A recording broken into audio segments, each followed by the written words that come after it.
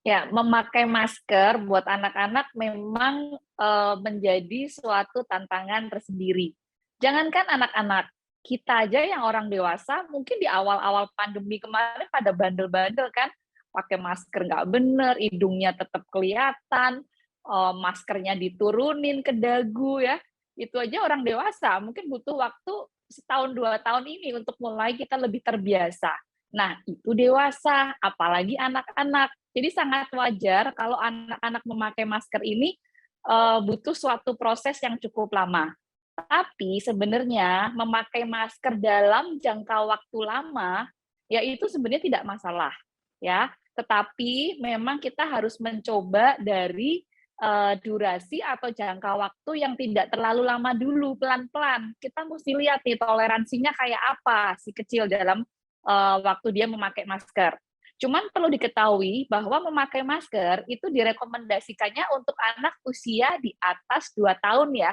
Kalau di bawah 2 tahun itu kita takutnya ada gangguan pernafasan yang mungkin terjadi. Karena apa? Kita tahu bahwa anatomi saluran pernafasan anak di bawah 2 tahun itu masih belum terlalu lebar, diameternya masih sempit gitu. Jadi akan lebih mudah terjadi obstruksi atau gangguan saluran nafas. Selain itu, anak di bawah 2 tahun itu mungkin akan, gimana ya, belum terlalu pinter untuk menyampaikan maksudnya. Jadi misal ya, dia pakai masker terus dia merasa tidak nyaman atau sesak misal, dia masih belum bisa untuk mengutarakan itu, belum bisa ngomong, "Ma, aku sesek ini, nafasnya nggak enak." Dia nggak bisa ngomong dengan jelas gitu. Dan juga kita memandang bahwa mereka mungkin belum bisa juga kalau suruh copot masker sendiri dengan tali-talinya itu di telinga kiri kanan, mungkin mereka akan kesulitan untuk copotin masker kalau sampai mereka nggak nyaman. Oleh karena itu, hanya direkomendasikan untuk anak di atas usia 2 tahun. Nah, terus apa yang bisa kita lakukan untuk membiasakan anak memakai masker? Yang pertama yang paling penting adalah mulai dari diri kita sendiri. Contohin dong ke anak-anak, kalau kita pun juga konsisten dan disiplin dalam memakai masker. Kalau orang-orang di sekitar anak terbiasa memakai masker dan anak ini ngelihat tiap hari, dia akan ngikutin, dia akan melihat contohnya, ya kan? Kemudian yang kedua, kita boleh ajak anak untuk memilih masker-masker yang menarik. Kan banyak banget sekarang dengan gambar-gambar, warna-warna, dan juga ukuran yang pas buat mereka, sehingga mereka merasa nyaman saat memakai masker. Kemudian yang ketiga, kita juga harus, mencoba. Jadi kalau misal kita pengen nanti si kecil pakai masker di luar, ya kita boleh loh di rumah kita coba dulu. Mungkin setengah jam dulu, suruh dia pakai masker di rumah, ya. Setelah dia mulai terbiasa, kita panjangin mungkin 1 jam gitu. Nanti lama-lama 1,5 jam gitu, bertahap. Nanti begitu anak sudah terbiasa, barulah kita boleh untuk meminta dia memakai masker pada saat dia ada di luar rumah. Kedisiplinan merupakan hal yang harus dipupuk secara perlahan-lahan dan konsisten. Dan tentu saja ini membutuhkan kesabaran dari kita sebagai orang tua. Nah, kalau kita pengen anak kita disiplin, tentu saja itu harus dimulai dari kita sendiri yang harus disiplin. Karena anak itu adalah seorang peniru yang ulung, ya. Kalau dia ngelihat segala macam kebiasaan, ya, kebiasaan dalam hal kesehatan kali ini ya, kalau itu dilakukan secara berulang-ulang, secara konsisten, tiap hari dia ngelihat itu, dia ngelihat orang tuanya melakukan hal yang sama, dia lama-lama akan meniru.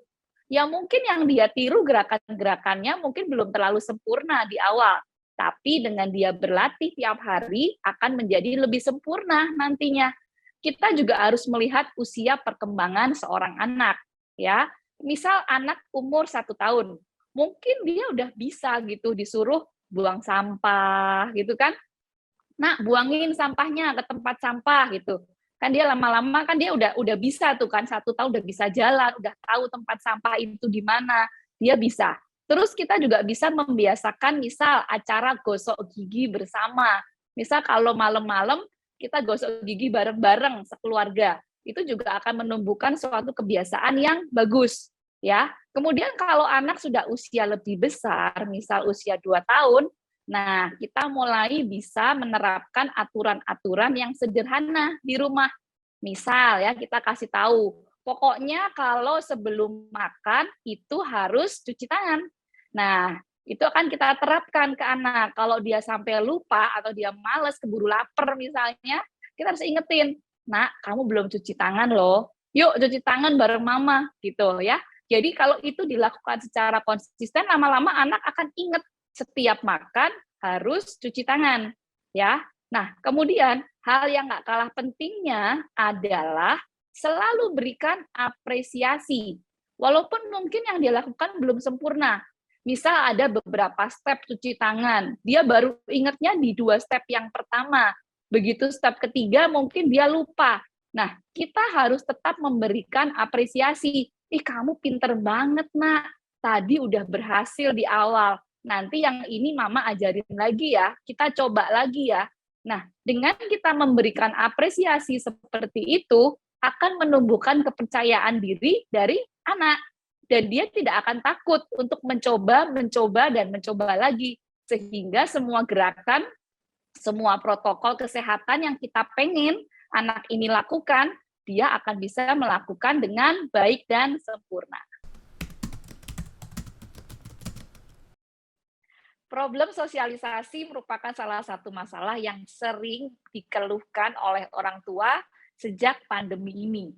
Karena mereka khawatir banyak anak atau bayi ya yang lahir semasa pandemi dan banyak menghabiskan waktunya di rumah aja tanpa ketemu dengan orang banyak. Nah, sebenarnya ya walaupun dia diem di rumah, sebagian besar waktunya itu di rumah, itu tidak akan menghambat perkembangan sosialisasi seorang anak karena ada kita sebagai orang tuanya.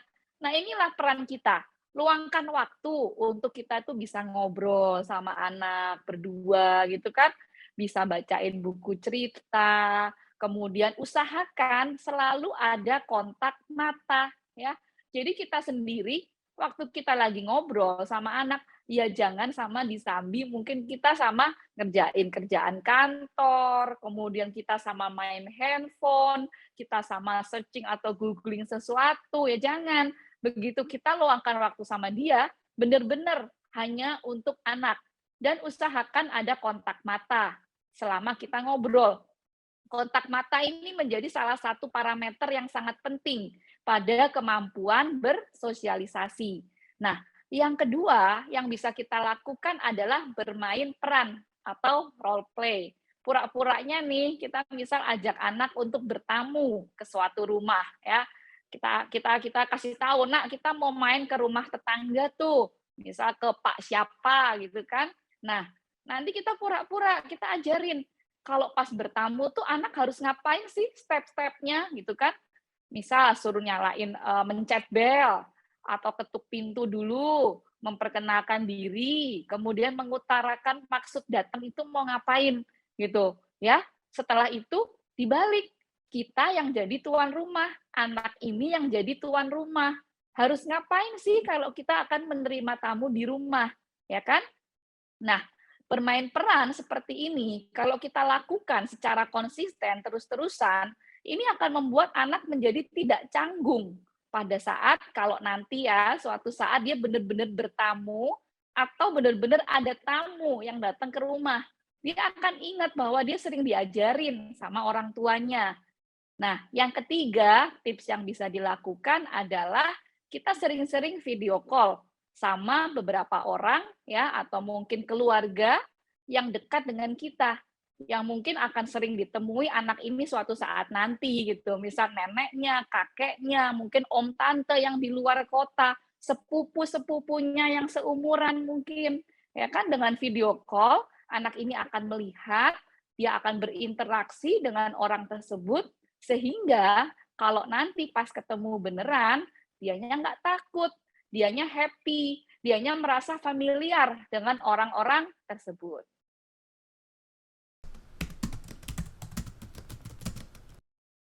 Protokol kesehatan yang harus diterapkan pada saat anak mulai sekolah adalah yang pertama, pastikan anak kita dalam kondisi sehat dan kita sudah memberikan sarapan nutrisi yang bergizi sebelum dia berangkat sekolah. Yang kedua, pastikan anak kita mau memakai masker dan kemudian selalu menjaga jarak. Jangan lupa kita harus sediain masker cadangan ya. Kalau misal sampai rusak, basah atau apapun, ada cadangannya. Dan kalau bisa sebelum dia pulang, pada saat pelajarannya selesai, dia mau pulang, kalau bisa ganti masker yang baru. Jadi begitu dia pulang udah pakai masker baru, masker yang berbeda dengan pada saat dia berangkat di pagi hari, ya. Kemudian yang ketiga, bawain hand sanitizer. Ini penting kan?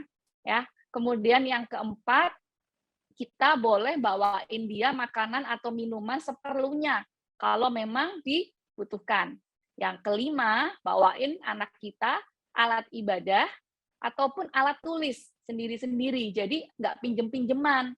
Kan suka anak di sekolah pada pinjem-pinjeman kan. Nah, kalau pada punya sendiri-sendiri kan jadi aman ya. Kemudian yang keenam, kita harus selalu mengajarkan anak kebiasaan cuci tangan. Ini harus dimulai di rumah nih. Kalau di rumah sering cuci tangan, dia ngerti, di sekolah pun akan terbawa kebiasaan itu. Ya. Kemudian ajarin juga nih yang ke-8, ajarin anak untuk etika batuk. Kalau dia harus batuk, kalau dia harus bersin, kita harus bawain dia tisu. Jadi begitu dia batuk, ditutup pakai tisu, dan tisunya langsung dibuang. Ya, itu namanya etika batuk dan bersin. Dan yang terakhir, pada saat anak kita pulang sampai rumah, lebih baik langsung membersihkan diri, langsung mandi. Nggak pakai tidur-tiduran dulu, atau duduk-duduk di ruang keluarga, tapi langsung ke kamar mandi.